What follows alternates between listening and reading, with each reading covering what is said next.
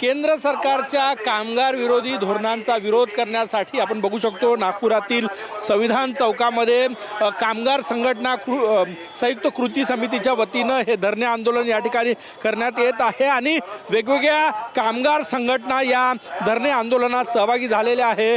केंद्र आणि राज्य सरकारचे कामगार विरोधी धोरण आणि कायदे मागे घ्यावे या प्रमुख मागणीसाठी हे आंदोलन या ठिकाणी होत आहे। देशव्यापी आंदोलन आहे आणि नागपूरसह विदर्भातल्या कामगार संघटना या आंदोलनात सहभागी झालेल्या आहे। सर तुमचं काय काय मागणी आहे, काय सांगणार? मी अरुण गाडे महाराष्ट्र राज्य कास्टलेब कर्मचारी कल्याण महासंघातर्फे बोलतो। महत्त्वाची मागणी जी आहे, जे 4 लेबर त्यांनी कोड तयार केलेले आहे ते मागे घेतले पाहिजेत। पूर्वी 29 कायदे होते, त्या 29 कायद्याचं रूपांतर त्यांनी 4 कायद्यामध्ये केलं। त्यामुळे कामगारांचं शोषण होणार आहे, कामगाराला युनियन बनवण्याचा अधिकार राहणार नाही।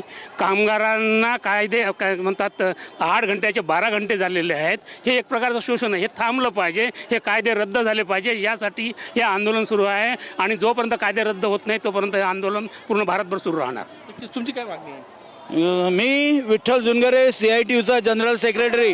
4 लेबर कोडच्या सोबतच या देशात संयुक्त किसान मोर्चा आणि 10 केंद्रीय ज्या ट्रेड युनियन्स आहे यांनी इतर 19 मागण्या, केवळ 4 लेबर कोड रद्द करा ही मागणी नसून सार्वजनिक क्षेत्राचे निजीकरण बंद करा, विमा क्षेत्रातील 100% FDI रद्द करा आणि जो BV रामजी जो शेतमजुराच्या विरोधात कायदा आणलेला आहे तो रद्द करा, मनरेगा पुनर्जीवित करा, यासारख्या 19 मागण्यांना घेऊन आमचं हे आंदोलन अख्ख्या भारतभर होत आहे। याच्यामध्ये 55 फेडरेशन, त्याच्यामध्ये bank, state government, central government employees आणि पब्लिक सेक्टरमधले एम्प्लॉईज देखील यात सामील आहेत। नक्कीच आपण बघू शकतो केंद्र सरकारचे जे 19 कायदे आहे ते मागे घ्यावे, कामगार विरोधी कायदे मागे घ्यावे या प्रमुख मागणीसाठी कामगारांचं हे आंदोलन आहे।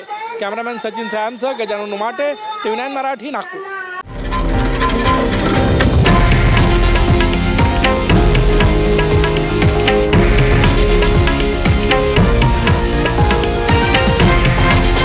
हे आहे देशातील नंबर 1 न्यूज नेटवर्क आणि आपण पाहत आहात TV9 मराठी, एकमेव।